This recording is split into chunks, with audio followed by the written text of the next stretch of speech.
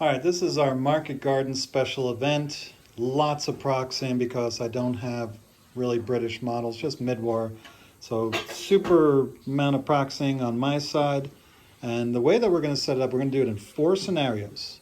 This is the first one, the armored breakthrough in the beginning. Basically, the rules are very few buildings, 2 forests, 1 road that goes right to the middle. That's going to be the main theme, the highway here that the British are trying to get down. So we're going to count the turns, and then what the idea is for the British to get their stuff off that edge as quickly as possible, and we're going to put it right side of the road, left side of the road, or on the road when they come in from reserves. Okay, does that make sense? Yes. So what will happen is if a unit gets off the board, then they are counted. They're going to be arriving on the next board the next turn in that scenario when we play it in the shape that it's in. So for instance, let's say these stewards, 2 of them get destroyed and 2 of them get off the board. Next week, you'll see that only those 2 will arrive on this side of the board to come through again. Okay, it'll make sense when you see it. But basically, I start off with 200 points. It's supposed to be overwhelming force in this one. So, you know, these next 3 battles, the British are supposed to win. It's the 4th one. What kind of shape do they arrive in on the 4th scenario, and how fast can they get to that 4th scenario is really the key here. So we'll see what happens. So 200 points of British forces, 50 points of German forces. They are dug in, gone to ground, and they get 1 in ambush. I already have my ranged in markers, and that pushed them back a little bit farther. So my forces, I've got a Sherman platoon, got the 1, 2, 3 platoons, and then the HQ, Fireflies in each one of the main platoons. I've got Typhoons, I've got, well, they're not on the board yet, but the soft transports on 25 pounders, 17-pound Wolverines, or M10s, Priests, got a proxy to add on to a Priest.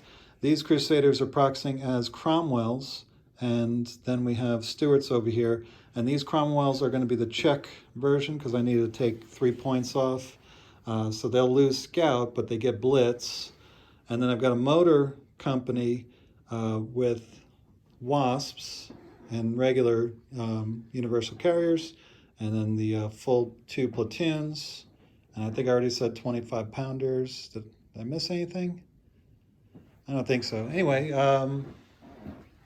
the Germans have Fallschirmjägers, 2 full platoons, right? Yep. You've got your anti-tank weapons in the back there. Yes. Right there, and right there. And then he's got 3 guns, 3 Pak 40s in ambush. So we'll come back. The British have turn 1, and we'll see how it goes. All right, so I bombarded with my artillery, which did pretty good. I took out at least 1 over here and 1 over there. And then planes took out 1 over there. And I raced up the road with my Stuarts and Cromwells. And the Shermans are coming up over here. These guys are coming up over here. And the infantry, they're on the universal carriers. That's the HQ over there. And so that's it for the British. So we're going bottom of turn 1 for the German. Are you bringing out your?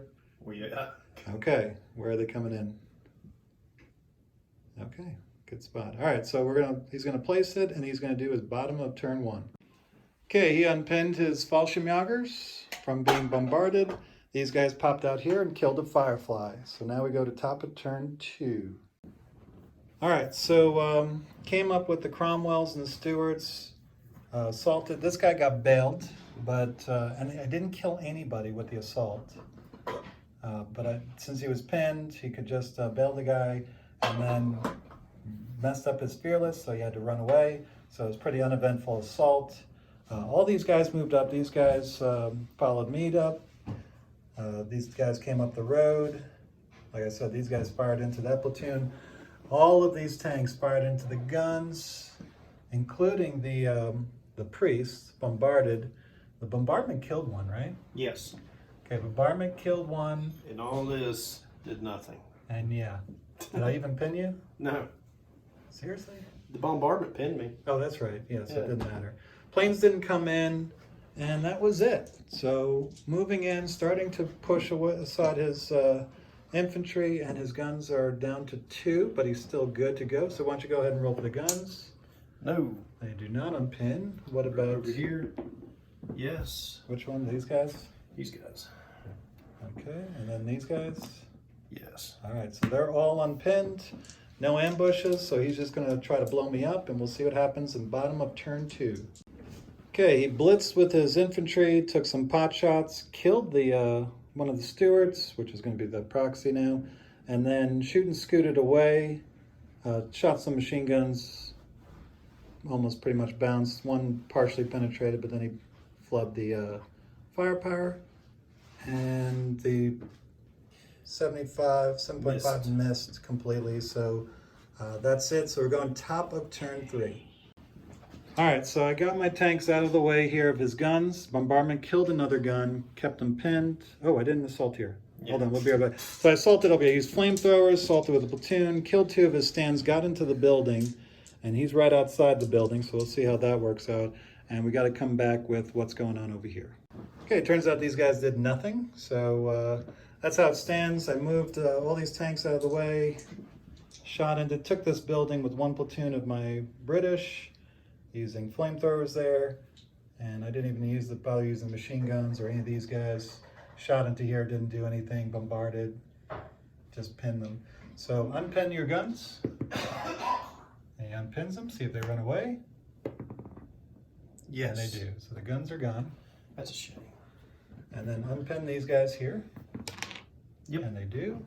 And these guys here, they do Next not, to but the they get a leader. reroll. Yep. All right, so these guys are unpinned, and we'll come back bottom of 3rd. Okay, the Germans tried a daring move by taking out the Wasp, because the Wasp were, he realized how dangerous they were, so he was like, let me see if I can take out a Wasp. Defensive fire was just too much, pushed them back and murdered the guys that came in. So this is all that's left of that platoon. These guys are starting to run away. These guys are holding fast, and we go to top of turn 4. That's true. All right, so oh, and I need to move these guys 4 inches, so I'll consolidate in just a second. But basically, my infantry came in. These guys obliterated this platoon just by shooting. These guys hurt the HQ and then caught it with the assault, which made these guys run. So now it's turn 4. He doesn't have a turn 4. So we're going to document how fast all these guys can get off the board. Now it's turn 5. Okay, so turn 5. So the earliest I'll come on the next one's turn 6. That's a lot of time already. So we'll see how this all works out. I've got everybody pretty much lined up on the road. So let the traffic jam begin. Okay, so the Germans traded blood for time. The Cromwells, the Typhoons, and the Stuarts are going to be on the road. These guys are going to be right of the road. They're going to come, they got off turn 5, so they're going to come on the next board, turn 6. And then pretty much everybody else except for the artillery got off on turn 6, and then the artillery got off turn 7. So that's going to be turn 6 that is the first part. So I'm going to start getting 6, 7, and then 8 for those guys in our next game. And we'll see if the British, who are now very, very late, can break through and get to the Arnhem Bridge. I guess they had tea time. Yeah, they took their sweet time. I mean, they boarded. I mean, they got rid of all the Germans in the way, so there was nobody behind them, which I guess is good because we never figured out a rules of what happens if I leave your guys behind. So we'll think about that. Minimal structural damage is part of. Right. Yes, the British. They took infantry. They didn't try to do any unnecessary property damage. I did target the building with my artillery, but I didn't shoot it. I shot it somewhere else. Went after trees, and that. Could have been civilians in it. You never know. Yeah. True.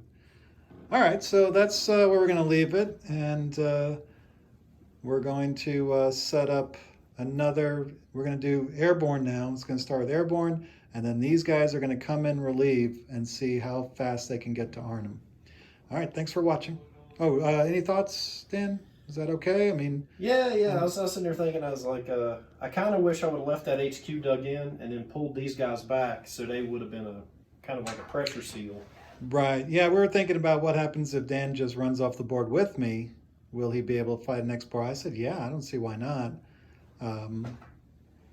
But he had good position, blocking the road basically. I couldn't just fly through with my guys.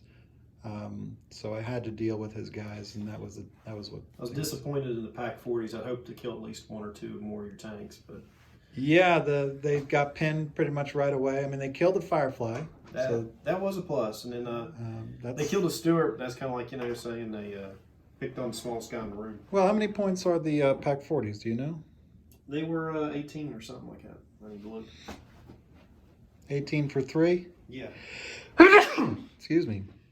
So a Firefly, let's see, Sherman is 4 points, 12, 5. So they killed 5 points, the 5-point tank there. So I got the better end of the deal, but that's an important tank because if you start bringing out Tigers and Panthers, Less that's things one, you can deal with. one less Hopefully, gun. my SS book comes in before the 4th battle. I'd Yeah. really love to Yeah, bring some SS pans. I'm just going to go ahead and get it on the PDF or whatever it is online. So, all right, thanks for watching. And I knew this one was not quite as eventful, but it's going to set up the next few scenarios.